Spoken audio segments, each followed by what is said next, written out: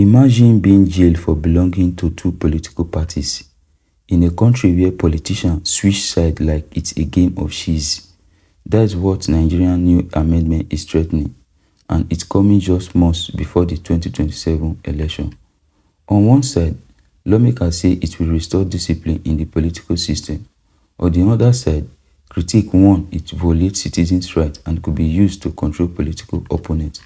But what most people don't know is how weak party record, secret alliance, and elite power play could make this law almost impossible to enforce. The future of party politics, election fairness, and even democratic freedom could hang on how this play out. In this video, we break it all down: history, hidden motive, consequences, and explain why this law could change Nigeria politics forever.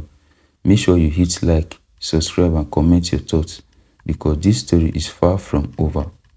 Nigerian National Assembly has moved to criminalize dual party membership. Under the new law, politicians catch belonging to more than one party could face a 10 million naira fine, 2 years in prison, or both. But why now? Why criminalize something that was mostly an administrative issue before? The amendment targets elite politicians who hid their bets across parties during primaries or internal crises. Ordinary voters are barely affected, but for the political class, this is a game changer.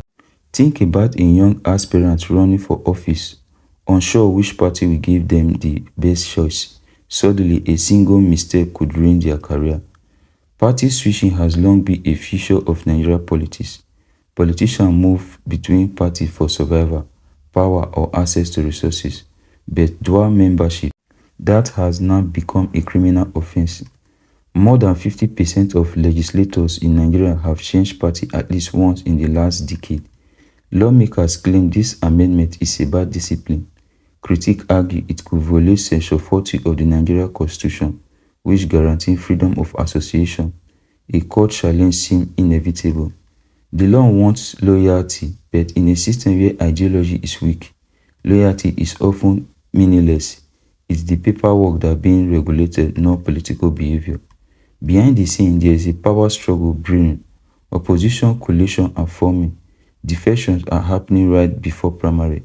Party elites are worried about losing influence. One lawmaker told journalists, "We need to stabilize our party before the elections, or chaos will destroy us." The law could be a tool to stop politicians from secretly negotiating with multiple parties, limit last-minute defection, control emergency alliance before the 2027 election. But here's the twist. Politicians can simply resign formally from one party and join another, avoiding penalty altogether. Most reports focus on the amendment itself, not the implementation challenges. Nigeria has dozens of parties. Membership records are manual, inconsistent, and sometimes non-existent. How will authority even detect dual membership in this system? Without a central digital database, enforcement could be selective, arbitrary, or politically motivated, and the independent National Electoral Commission's role remains unclear. In many democracies, dual party membership is handled internally by parties, not criminalized by the states. Nigeria's approach is unusually strict and risky. The public reaction is mixed. Some voters welcome stricter party rules. Others fear the law could be abused against political opponents. Early opinion poll suggests 60% of citizens are unaware of the new amendment, yet it could affect their local candidates directly. Institutions like courts, security agencies, and INEC are now in the spotlight. How they implement and enforce this law will determine if it's credible or just another political tool. But here's the part nobody's talking about. These amendments might look tough on paper, but it could fail in practice. Politicians are clever. The system is flawed. Enforcement could be selective, and the penalties might just become a political weapon. If enforced properly, the amendment could improve party discipline and reduce opportunism. But if abused, it could undermine democracy, restrict freedom of association, and erode public trust in election. Imagine key candidates being jailed or fined just before election. It could tilt the balance of power dramatically. The stakes are huge. Governance, electoral integrity, and Nigeria's democratic reputation are all on the line. Looking ahead, we could see three scenarios. If politicians play by the law, party loyalty improves, but courts will be flooded with challenges. While the second scenario is that if the law is used against opponents, it will lead to public outrage and political instability. While the third scenario is that if the law exists on paper, politicians find loopholes and nothing changes. The real test will be the 2027 election. If party structures are still weak, the law may only regulate paper, not power.